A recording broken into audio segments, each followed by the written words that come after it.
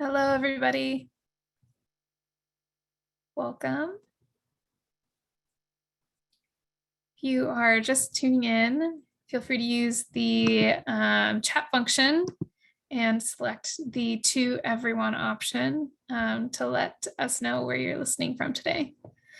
My name is Magna Girardi. I am the event manager here at Booklarder. I'm in the Fremont neighborhood of Seattle, where the shop is right now. Where are you? We've got Aunt Zazu from Seattle. Welcome. Oh, it's Aran. Hey, Aran. Hi, Susan. Susan's also in Seattle. Amanda is from Alexandria, Virginia. Hi. Got Susan from Berea, California. Welcome. Julia and Mina are tuning in from New York. We'll hear from them shortly, but we'll just give it a few more minutes for some folks to trickle into the Zoom room. Again, my name is Magna Girardi, event manager here at Booklarder. We are so excited tonight to be able to host Julia Sherman and Mina Stone to talk about their brand new books, Arty Parties. Here we go. And Lemon, Love, and Olive Oil.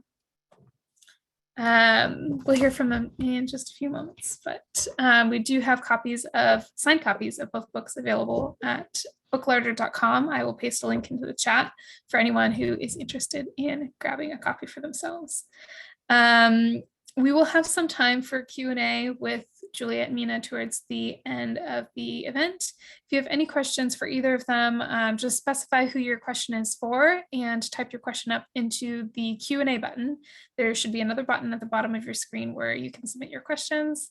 And then you can continue to use this chat function to share your general comments, talk to other participants, share your feedback and whatnot. I'll keep an eye on both just in case any questions do land in the chat though. We will get to as many questions as we can, so please do bear with us. Before I turn it over to both Mina and Julia, just want to give them a warm welcome and read their bios just shortly here.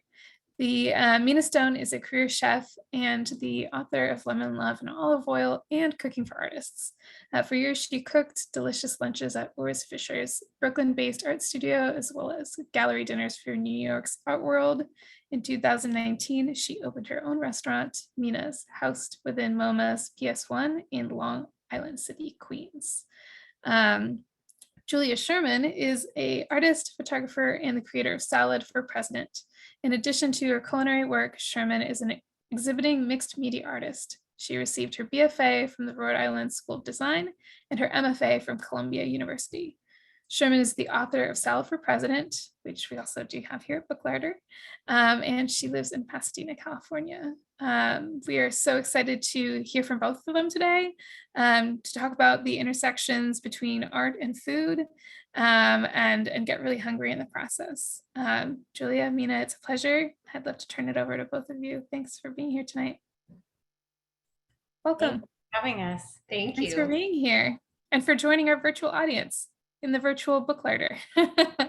Yeah, I hope everybody appreciates our virtual background, which is the Booklarder interior, because Mina and I are actually hiding in the stairwell of my parents' apartment in New York, hiding from my children. So this is a much better context.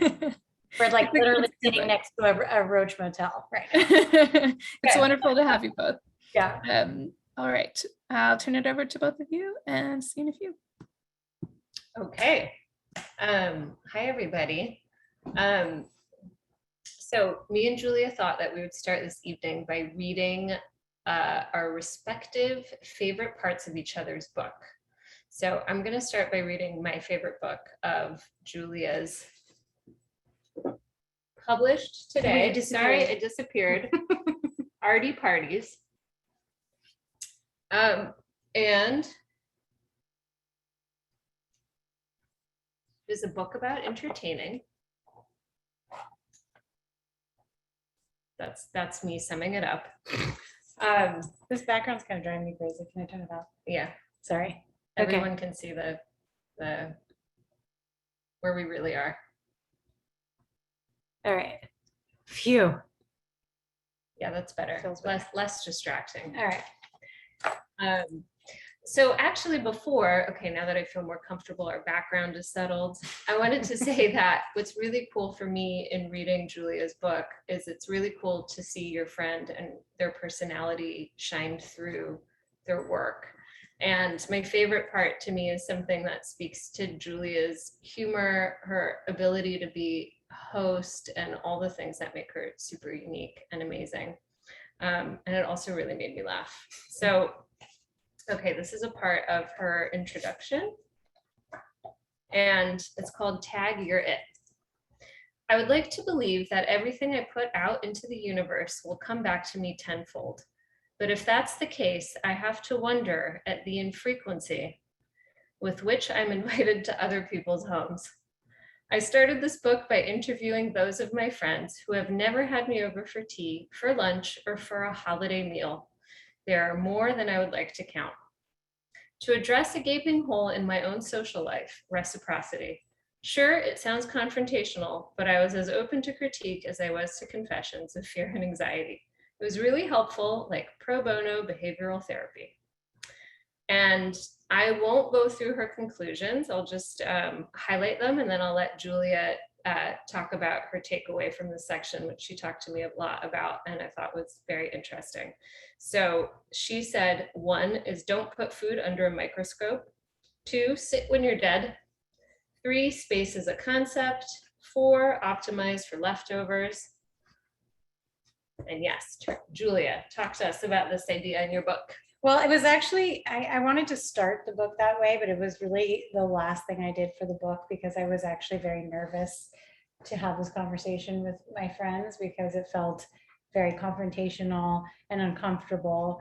But it was something that I had been wondering about for a long time. And I know that you have felt the same way as people who, I think for both of us, if I make a plan with someone for dinner, they oftentimes, oh wait, did we lose our audio? Uh-oh. Hello? Can you guys hear us? Yes, we can still hear you. Okay, sorry. We're really bad. Anyway. So anyway, Mina and I both are always kind of just like, why doesn't anybody ever have us over for dinner? Like we love cooking, we love hosting, but how come we're always inviting each other to one another's homes, but it doesn't seem to really trickle out into the rest of the world. It's like people just assume they're coming to my house for dinner when we make a plan. And so I actually, I picked a few really close friends who have been to my house for hundreds and hundreds of times, and whose homes I had never been to. And I learned a lot in the process. And one of the things that I really tried to stick with to this day is that I tend to put the food, as I said, put the food under a microscope, which is, for me, I enjoy the process of picking apart a recipe and asking for critical feedback. My background is in the art world, and so much of that involves critique, and you value critique and you rely on critique. So, in school, we would sit with our friends for 8 hours a day and critique each other's work, and that was considered a gift. So I will often lure people into doing that with me at dinner. And if I'm recipe testing something and I've made it 10 times, I'll have you, I'll force you to tell me what's wrong with it. And this can be very uncomfortable for people who are maybe just simply enjoying a meal. My husband is also really in on this, and we spend a lot of, I think people often think he's being a dick because he's like, well, I think you could have used a little bit of this, and they don't really understand the dynamic. So I've really tried to stop doing that because I found that my friends told me that it made them feel self-conscious about me coming to their house and taking that same critical lens to whatever they would serve me, even though little do they know, I really, really don't care. And I think what I came to in this book, which was a really funny place to land, was that I was writing a book about entertaining that was also a cookbook primarily, but at the end of the day, I feel like the message is that food doesn't matter. And if you're worrying too much about the food, then you're probably not throwing a really good party. So it's something I try to remember, and I think it's a really good North Star because it just should relieve you of pressure, and it's just food. Like if it doesn't work out, you do it differently the next day, and it really doesn't matter unless you freak out and then everyone else is uncomfortable. So I think, yeah, I definitely feel like I learned some things from that I didn't expect to hear. Yes, and I learned some things and I related to it because, like Julia said, I feel very much the same. That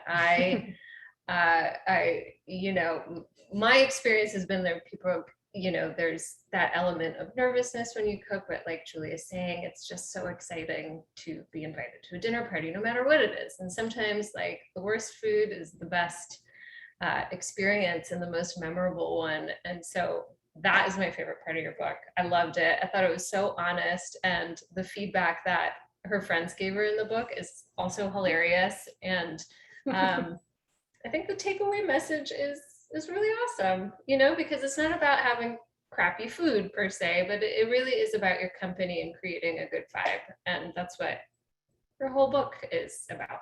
Thanks, too. Mina. Yeah, sure. Okay, now I'm going to read my favorite part, one of my favorite parts of Mina's book. So like Mina said, it is also, you guys are just gonna have to excuse us, but we really love each other. So we do a lot of gushing about each other because I think it's just really hard to find somebody that's so similar to you.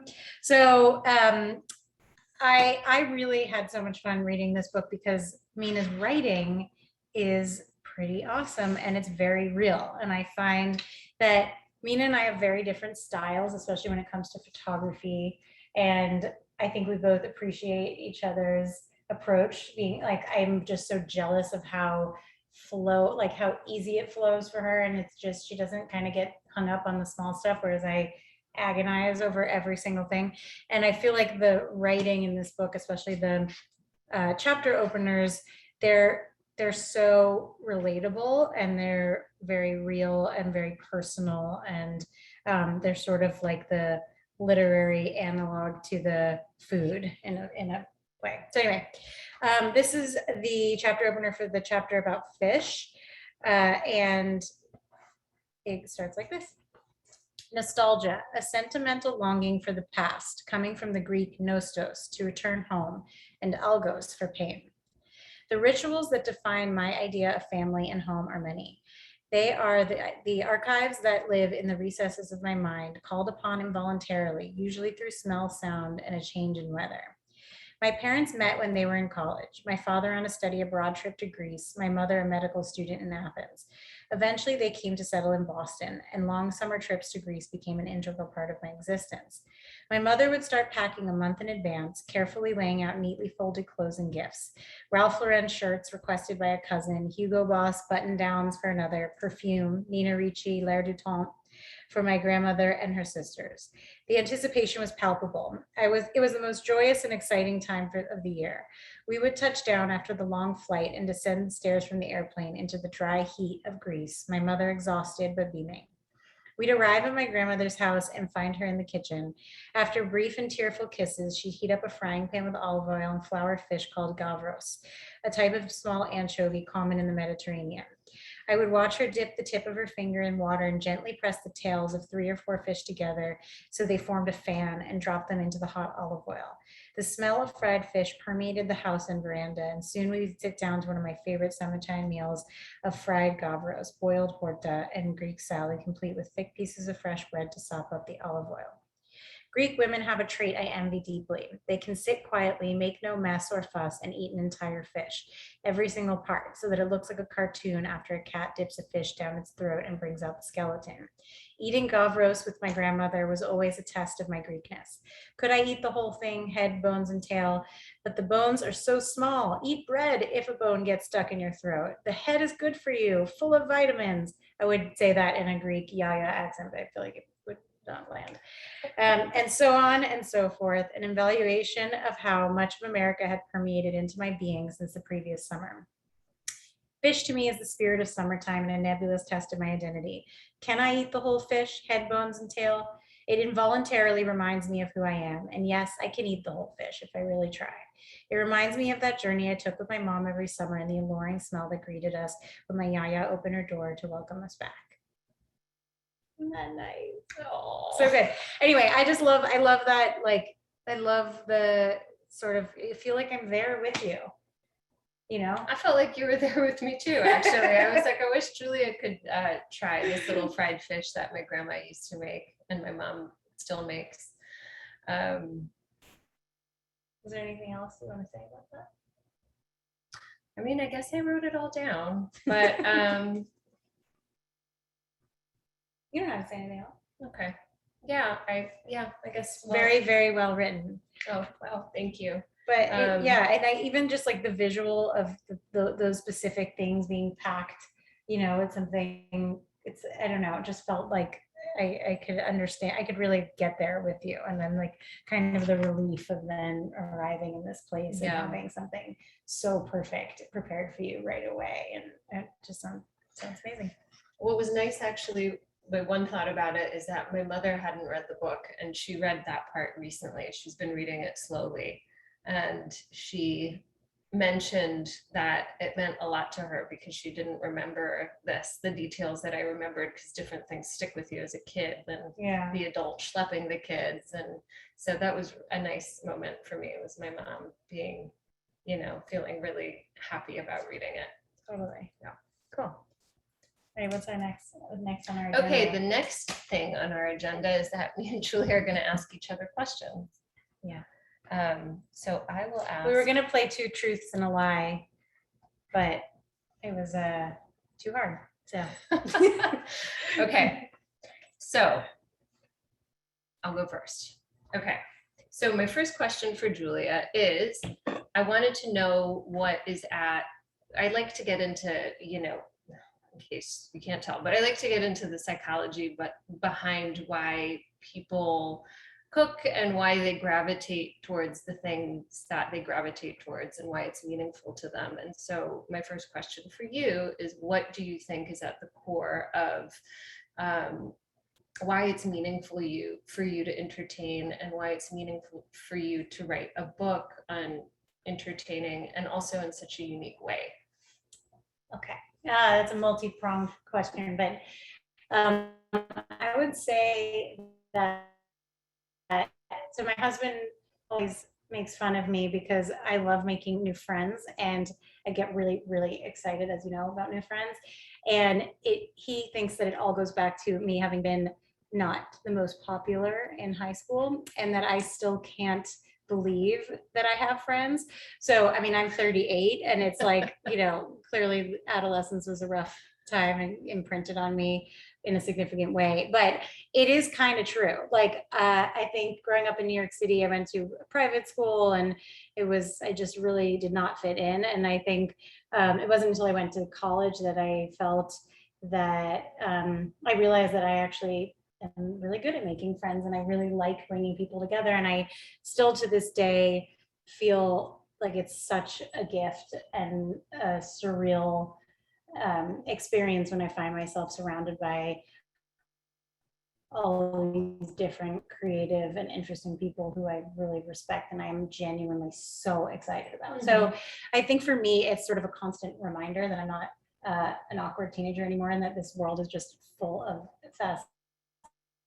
fascinating potential friends. So that's one thing. I'm also I'm an empath. So I think like playing the role of host is almost it's like compulsion.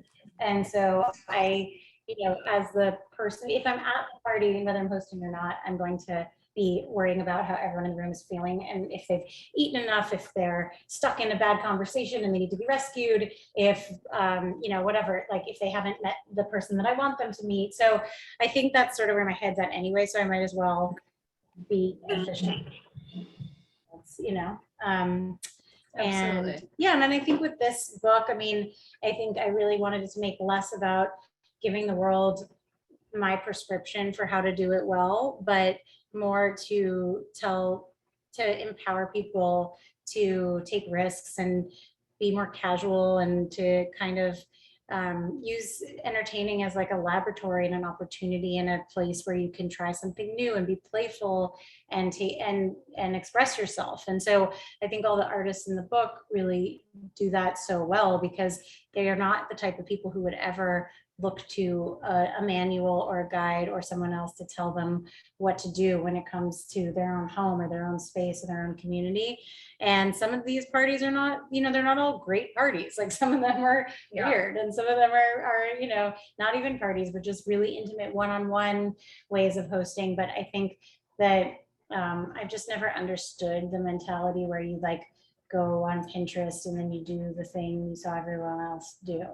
And so I love that this collection of stories, I hope that it doesn't mean that no one's going to go in and make those exact things, because these are also incredible artists who do very specific stuff. And this is sort of the extreme example, but I think the idea was that I wanted people to come away from it like liberated from the idea that hosting is some sort of like performance. But instead, unless you're into performing, but it's not trying to emulate a restaurant. You're not trying to do make everything look slick and effortless, because I don't think effortless is the goal. Like, I like working and I like things to be a little bit hard, and I like people, and I think people like to feel like you're all in it together, Yeah.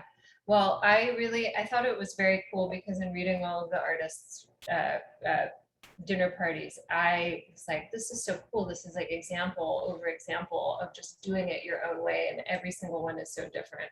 I'll get back to it, but I think the onigiri one is my favorite example of that, because I've always been very intimidated by rice balls, and you see, it surprises you what somebody feels intimidated by. But okay, Julia's turn.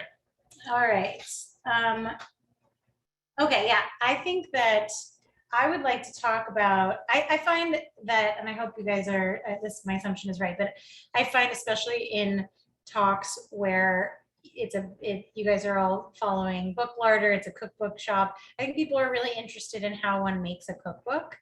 And Mina and I talk a lot about this, because we've made both of our, well, no, actually, we didn't make our first book side by side, but this book we've kind of been making side by side, and we have very different processes. And so I would love to just hear about your process, because it makes me really jealous. So well, I feel the same way too, because every time I hear about Julia's process, I'm like, shit, I'm horribly unprofessional.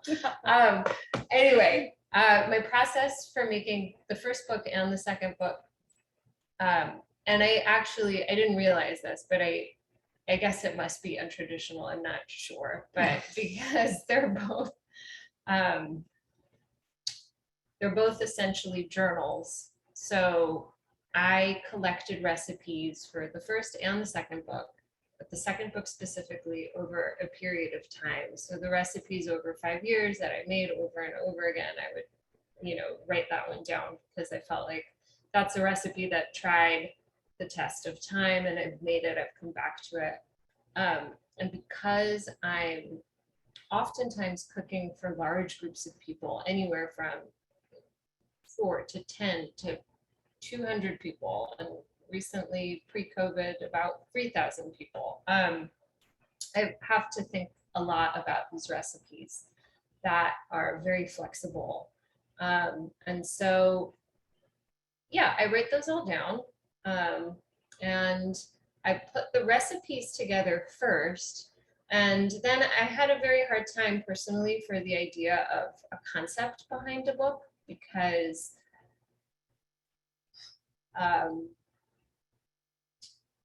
like I said, I guess the book is a journal, and I think that what was very helpful was having this period of time to be completely alone and figure out what I wanted to say or what I had to say. And what came up were these stories about kind of diving into my past.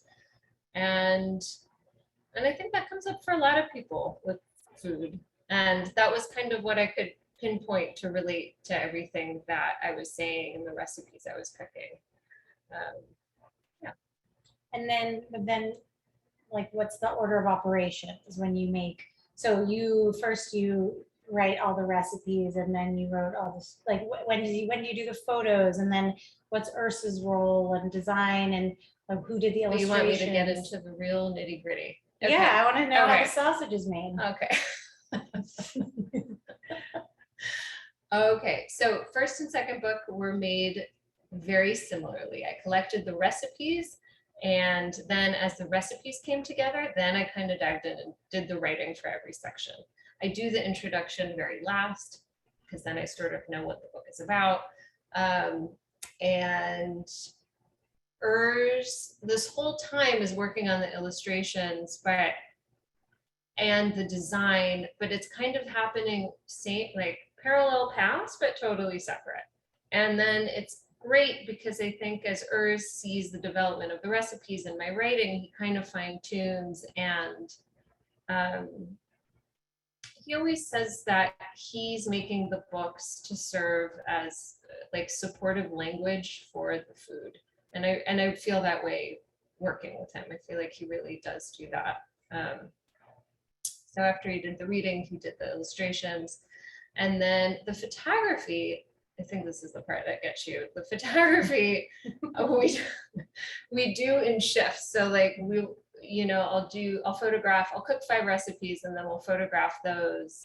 The photographer for my book, her name is Cassandra McLeod, and she's just a great friend and an amazing artist. And she's not, I wouldn't say she takes a lot of photographs, but that's not necessarily her medium. And so that was kind of cool seeing her apply that artistic sensibility to photographs and to food. And And you cook the food. I cook the food. And you don't get any props. Right. This is like, okay, it's also just, this is like. Maybe you should tell them, because I'm missing out. So, well, this is also like I thought it was really funny when we were getting ready for this talk. The exchange back and forth was a distillation of our relationship and difference between us, and also our ability to work together. But my idea was that we should throw a real dinner party, cook dishes from each other's books, and then you guys should all come to the dinner party, and like it was just going to be total chaos. And then and so much work. And then Mina, I bullied her into it. She said yes. And then like 20 minutes later, I was like, are you feeling like you want to cancel this? And she was like, oh my God, I love nothing more than the idea of canceling this. Can we just like talk to each other on the computer, So she's like very pure and straightforward, and like, like know what you want. And I'm kind of like, wow, let's do everything all at the same time. It's gonna be insane, and like, oh no, we'll pull it off. Like, just, so it's sort of like, and then I look at your book, I feel like our books actually really show that too. Mm-hmm. Like mine is like a little bit all over the place with like so many colors and so many props and so many things. And then this is like so clear, and like, and elegant, and like, and it's just like on it. Like, it's just exactly what it is trying to be, So I guess like when I think about, my background is I'm a photographer, and I shoot and style the book, but I make a kind of. Hold on, just so everyone knows, Julia photographs everything herself. The photographs are amazing, and also, thank you. Who does that? Just saying. Well, I was a photographer before I was a cook, so that's it would be weird if I had someone else do it. But anyway, but so like normally with a cook, not normally, but most people I would say with a cookbook shoot, you gather all your recipes, you have them tested by a recipe tester, and then you either hire a props. Most people hire a props person who then goes to a props warehouse, and they rent a boatload of bowls and dishware and surfaces. So every dish has to be shot on something. You can't have it on the same table all the time, or you can't have the same spoon or whatever. So, think about all the things that you see in the cookbook. All of that has to be rented or procured in some way. And so, I drive myself crazy with that stuff, and like getting, different artists to make stuff. And oh yeah, can you show some visuals? Yeah. So like this plate is from this beautiful ceramicist called Mylan in Canada. And, I sent them the color palette that I was working with, and then they sent me a whole selection of these plates. And then the backgrounds I collaborated with a a wallpaper company named Aztec in California, and like the vinyl wallpaper they use in industrial settings. I had them print. The artist who I worked with on the book was named Daniel Gordon, and we collaborated on to make the cover and all the chapter openers. And then I went Really to cool. I looked through all of his old work, and I took crops of his photographs, and then I blew them up and had them printed. This is his work. And I had them printed on vinyl so that we could shoot everything. Here, I'll show you. They're kind of like, so this is like sort of a range of all of his, just like little pieces, the background, you can see little pieces of his photographs. Anyway, so all that to say, like, I did that because I didn't want to have Carrara marble in every single shot and wood and whatever, I wanted it to be sort of like this studio other world, like not trying. My editor always jokes that it's the only cookbook that never has any utensils in it.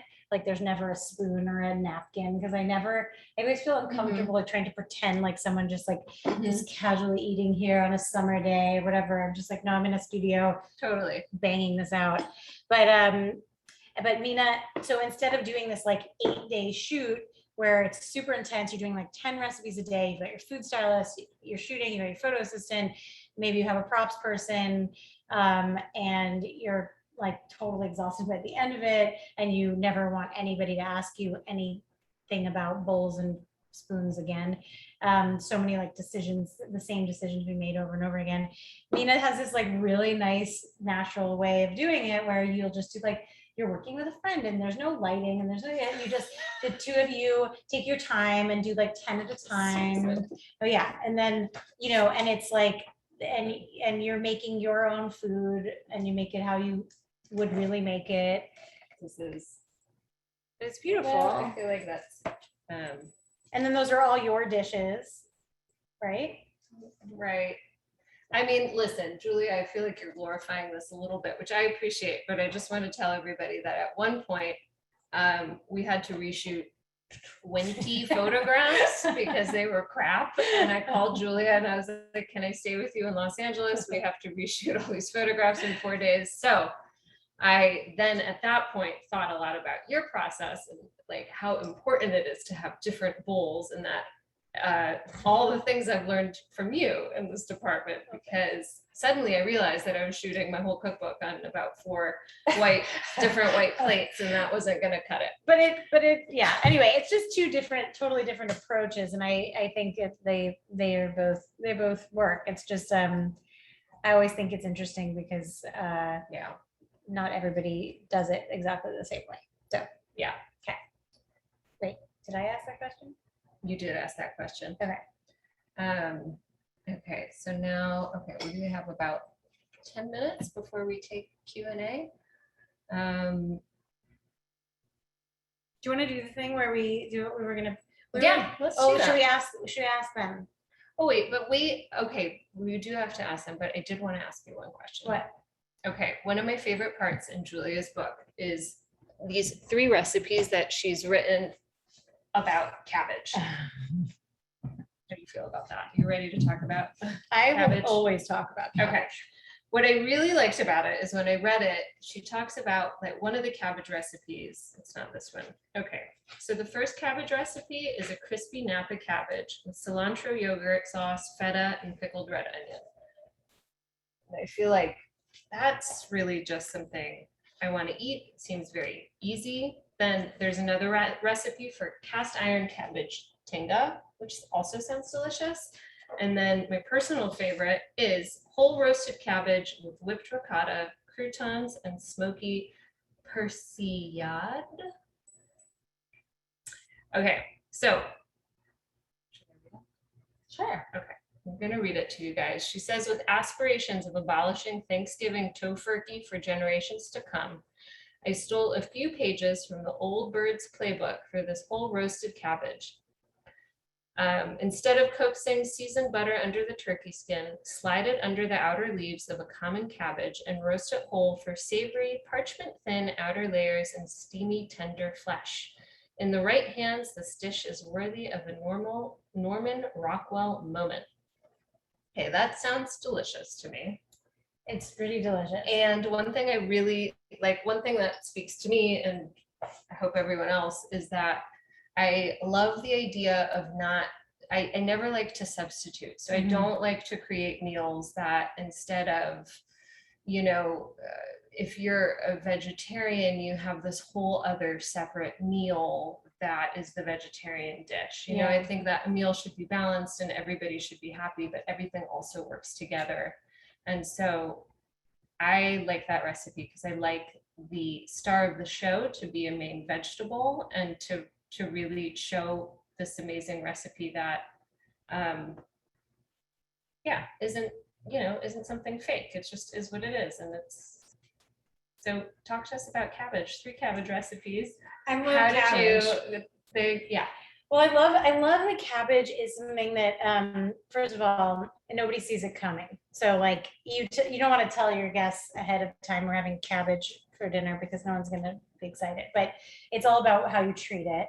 And I love also thinking about, you know, we entertain all the time. And so we're feeding a lot of people out of our house, and it costs a lot of money to do that. And, you know, I mean, it's a lot less than eating in restaurants, which is always how I justify it. But I love the idea of like taking a cabbage and feeding 4 people something that feels actually really luxurious and kind of decadent. So, you know, and then the cabbage tinga was a recipe I made during peak COVID when I was making a lot of recipes, videos on my Instagram stories, and people seem to be really into that one because it used just tomato sauce and a bunch of spices, but it was like slow cooked and like really, really rich, but also super healthy. But I love kind of like elevating the underdog in that way. And the cabbage recipe that is the Thanksgiving main, the idea that I was talking about, I was trying to come up with a vegetarian alternative for Thanksgiving. And I had a cabbage dish, a whole roasted cabbage somewhere, and I loved the idea, but I didn't exactly love the execution. But I tried to do it first, like, what was it? At my first attempt, the whole house smelled like a wet dog. It was like the most horrific smell. It took me so many cabbages to get this one right. But yeah, I think I agree with you. I don't like to make multiple things. And I also, you know, for meat eaters or carnivores or vegetarians, whatever.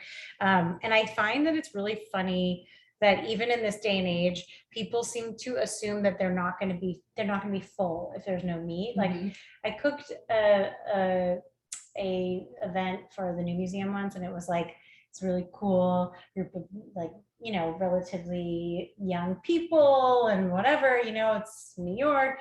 And at the end, I made a vegetarian dinner for like this gala. And then at the end, somebody was like, you know, I was really nervous when I saw the menu that it was all vegetarian. I was sure we wouldn't have enough to eat, but I was so surprised. It was the first time I ever went home from one of these dinners without feeling sick, which is probably something people say to you a lot because you make like very clean, healthy food without it being like health food. But I do feel like you can surprise people by making a satiating meal that's doesn't rely on meat and isn't also just like super heavy. So all of these cabbage dishes kind of feel like you're working magic with very little, which is like kind of my favorite way of cooking. That's my long spiel on cabbage. I was hanging on your every word. Okay. Good. Okay. Should we do the thing where we point to something in our book and talk about it, or do we run out of time? I think we have 5 minutes, right? Unless people have burning questions or something, but we'll do it fast. We're each gonna pick out there you go. Yeah, okay, start submitting questions. Start submitting questions. Oh, wait, I need your book. Oh yeah. Okay.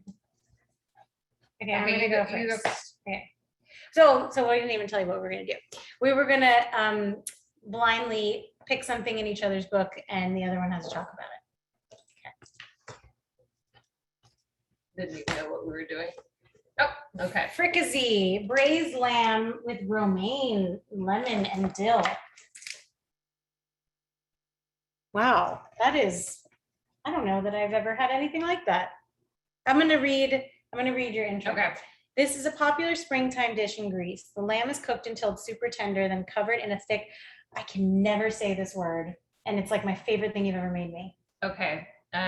It's called avro lemono. Avro lemon, which is the, oh, you're about to say, a traditional egg and lemon sauce, but also the delicious chicken soup that Mina has made for me. It's so amazing. Didn't you bring that for me when I had my baby? I hope Right? so. I think you I did. hope I did. Chopped romaine, often a cooked green in other countries, is added and cooked with a finishing touch of lots of fresh dill. Check that out. That's cooked romaine and lamb. Okay, talk about it. Okay. I want this. It is a really simple dish that they make in Greece in the springtime, and fricase is something that it's kind of like a word for sautéing. I'm actually really drawing a blank on where that word came from. I think it's French. It's French, but It's French. And the Greeks like adopted, certain things. Well, a lot of their cuisine is obviously related to the Middle East, but it also has these little influences of Italy and France and surrounding countries. But fricassee is, at some point in time, the method, I don't know how they developed it, but it is just the idea of sauteing something and putting it in a lemony sauce. And so it is lamb, it's braised, it's really easy to make. So you just basically cook the lamb in water and onions until it's super soft, and then you add the savour lemono, which is a traditional Greek thickening agent. So it's eggs that you beat with lemon juice, and then you add it back into the broth, and it thickens it, makes it super lemony and yummy. And I love cooked romaine. I do too. And that's a really nice addition. But I never stew it like that. I always grill it or roast it. Yeah. Really cool. Yeah. And then a bunch of fresh dill, and that's it. And it's, I'm it gonna make is this very, very traditional. I mean, I didn't really stray from anything other than what my aunt did, actually. I had that dish that my aunt made it, and it was yummy. Cool. Okay, my turn. Okay. Also put questions in if you guys have them. If you don't, we're just gonna keep talking forever and ever. Okay. Aha, oh, I'm so glad this one came up. Okay, it says make your own charred sweet potato night. Okay, and I'm gonna read it. It says there is so much more to sweet potatoes than meets the eye. Shop for them at your farmer's market instead of the grocery store, and you will unlock a world of tuberous wonder, from the magenta-fleshed Okinawan to the garnet with its hidden world of pumpkin pie-like custardy interior. Buy them all. The more variety, the more fun. Little did you know, sweet potatoes and all their stripes and spots can be an excellent icebreaker. Ideal for entertaining, pre-cook the potatoes ahead and char their skins just as people arrive, or leave them sitting on the hot coals of the BBQ, the barbecue. Set out a selection of toppings and let people pile them high. I mean, it wasn't this exactly, but recently I had dinner with Julia and I got to experience her charred sweet potatoes, and they're very good. So I think this has also become something not just for entertaining, but that I love having on any regular night, just because I started buying really high quality sweet potatoes at the farmer's market. I do think it makes a big difference. Especially in LA, you can get so many different types, and the Japanese ones are really sweet and really delicious. And I generally just cook them when I get home, and then I keep them fully cooked in the fridge for whenever during the week I want them. I just char them on the stovetop or in the barbecue if I'm entertaining. It's also a really good thing for kids to just always have them around. But this is, again, a really good vegetarian main option, and one that can kind of sit for a long time. You can't really overcook a sweet potato. It only gets like sweeter and more, sugary. And then you can kind of go any direction with all the toppings. So I give a bunch of different ideas in there, but and then each of them becomes its own little like craft project. Like people decorate them and they look really beautiful. And then I find that, in a really small way, it is something that breaks the ice, and people say like, oh, what are you putting on that? And everybody's kind of doing their own, and it's sort of like it's great for a party that's going to last all afternoon, and people are going to kind of trickle in or whatever. So yeah, it's my sweet potato spiel. You know what I was thinking too is that sweet potatoes and fricassee would be a good combination. Next time I'm in Next town. Anyway. That sounds delicious. I want to have that for dinner tonight. Hi, Mina. Hi, Julia. We've got a few questions. Are you ready? Oh, yeah. Someone's calling in.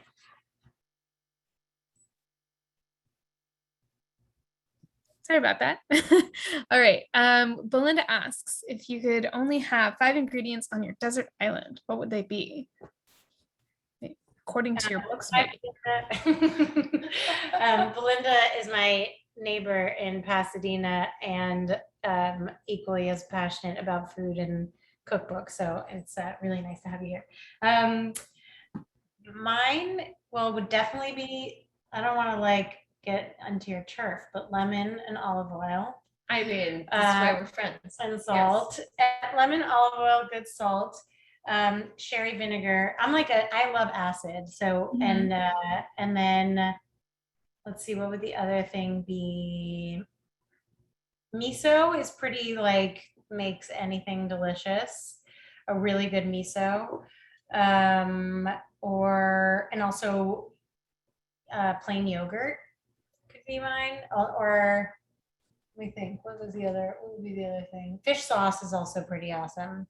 But that doesn't, those would be my basics. And then I'd have to go forage and hunt for everything else. Yeah, I was thinking the same thing, that all of mine end up being spices or seasoning, but they would say lemon, olive oil, salt, oregano, and cinnamon. I think with those pantry staples, you could probably pretty much replicate anything. given where you're foraging. All right. Got a question from Iran. What would you cook for each for dinner and breakfast if you had a sleepover for both of you? That's a really good question. Yeah, you go first. Oh, okay. Well, I kind of lean towards what I know Julia likes that I cook. I think I'd make her these tahini biscuits that are in the book. And I know, I would cut the sugar and everything because I know she really likes half the sugar, even though I already half the sugar, then she halves the sugar Halves it again. And this always makes me laugh because I'm like, was that edible what you made? I love those tahini cookies. So I would make you tahini cookies and that's for breakfast. And then for dinner, I would make you this fricassee and try and make these sweet potatoes bar on the side, which I think would be delicious and really fun. Let's see. I feel like we had a sleepover recently. I'm trying to, when you came to LA, I'm trying to remember when I made you. You made me, This is funny, you made me yogurt and granola. And yeah, granola is in your book and it's amazing. And I was impressed. I know it's not that hard to make yogurt, but I'm just still impressed that you make your own yogurt and everything in Julia's house she makes. And it's this beautiful, mad scientist of ingredients. Yes, that granola is amazing. Well, we bonded over the granola recipe development because you were trying to figure out your granola recipe for Mina's for your restaurant, remember? And I was like, I've made this granola 10,000 times in order to get this recipe.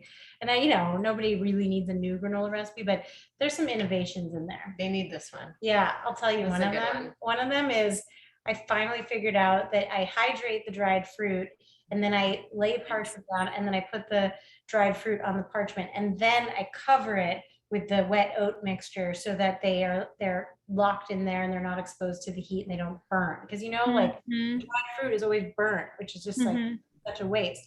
So that was my aha moment. Sounds like a hot moment. Yeah, and I make I said aha moment, but hot moment.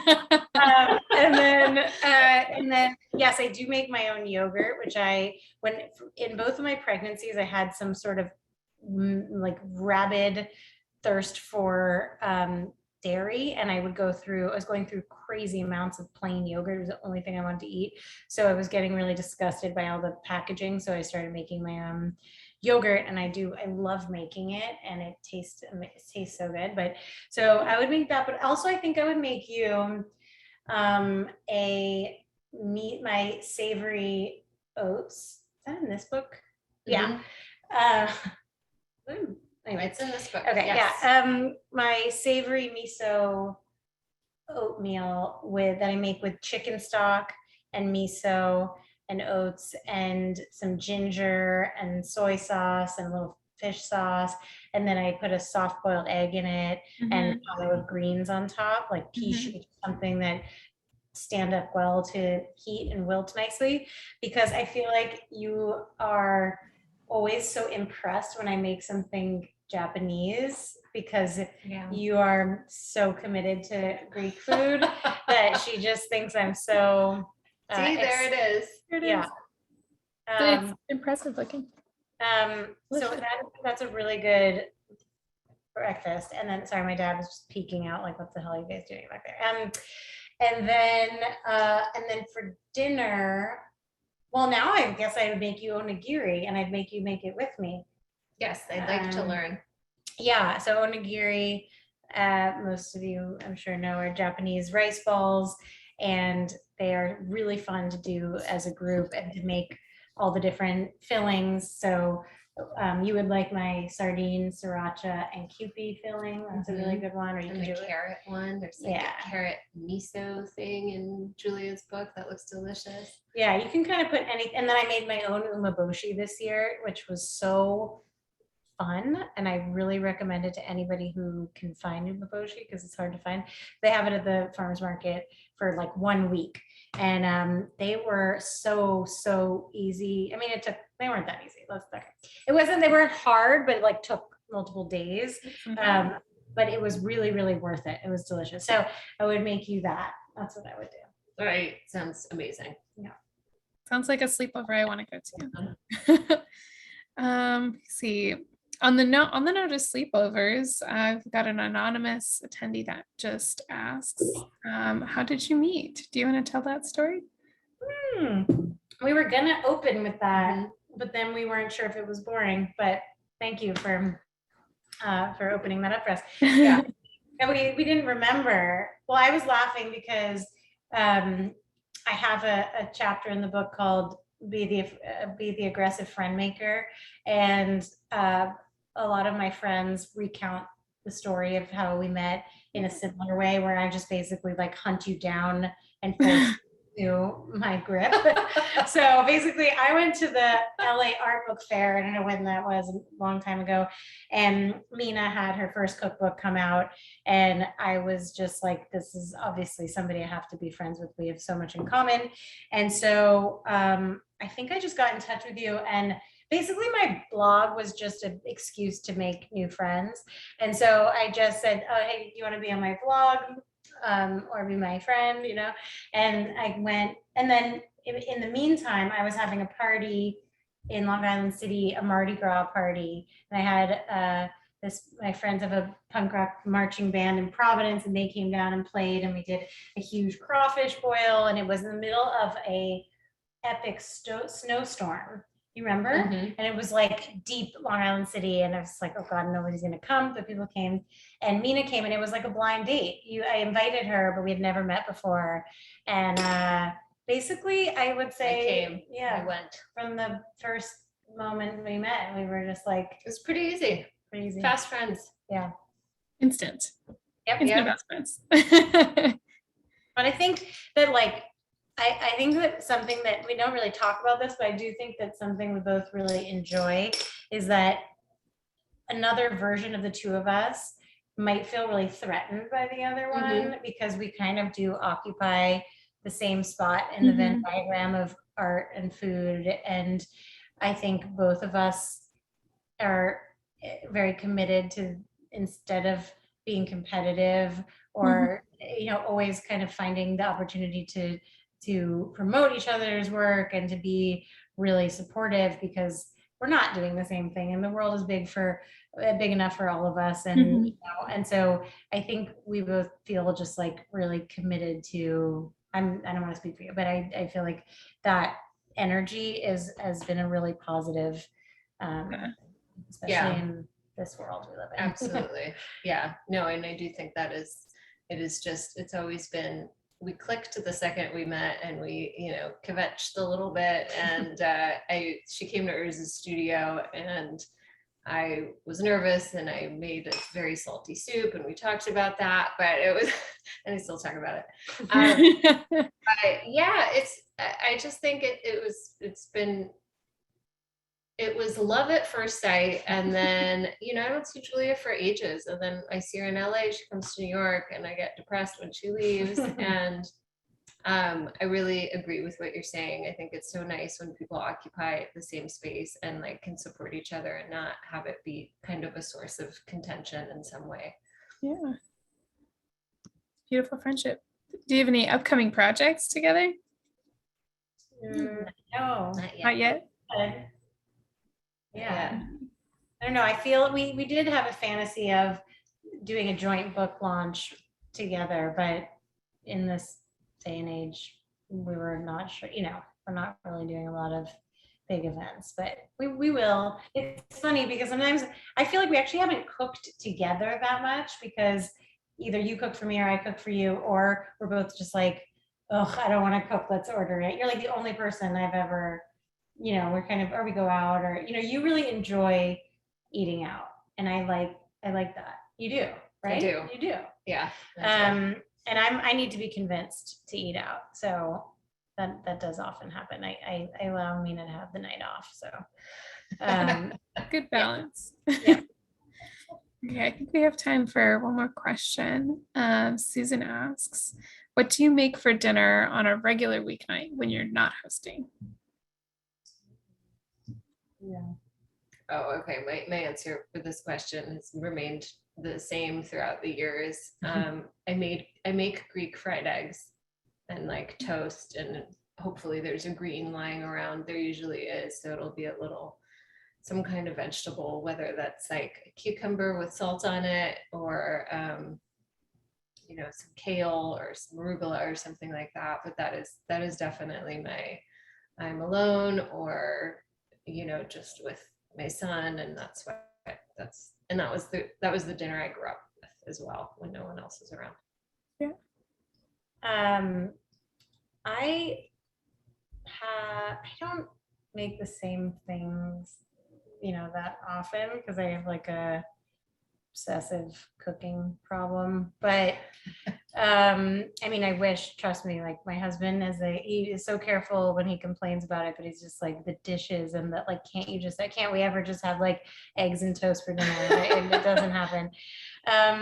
What do we make? There's a dish in the book that I make a lot when I also haven't been able to shop, or I don't have much on hand, which is a penne with sardines. You caramelize onions, like a shitload of onions, and with a lot of olive oil, and then you add saffron and rehydrated either dried currants or golden raisins, and then you add a tin of sardines, or two, and parsley.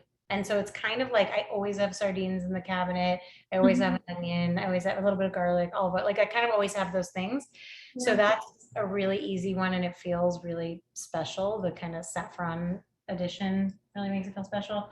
There's also a tomato soup in the book. I guess I really like saffron tomato soup, but it's super easy to make, and I really like that with cheesy toast.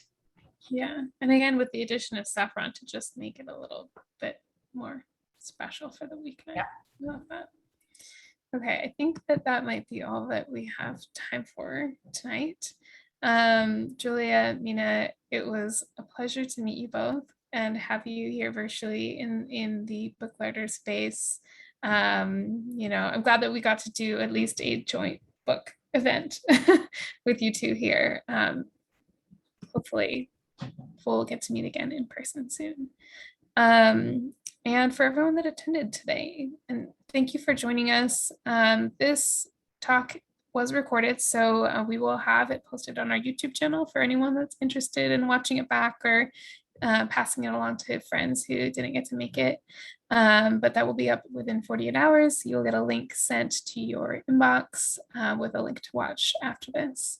And again, we've got signed copies of both Arty Parties and Lemon Love and Olive Oil here in the store. You can support this author talk by purchasing your copy from us or from your favorite independent bookstore. On behalf of Booklarder, thanks again, Mina. Thanks again, Julia, for joining us tonight. Happy cooking, happy hosting, and we'll see you again soon. Thank you. Bye, Okay. everyone. Right. Bye. Bye.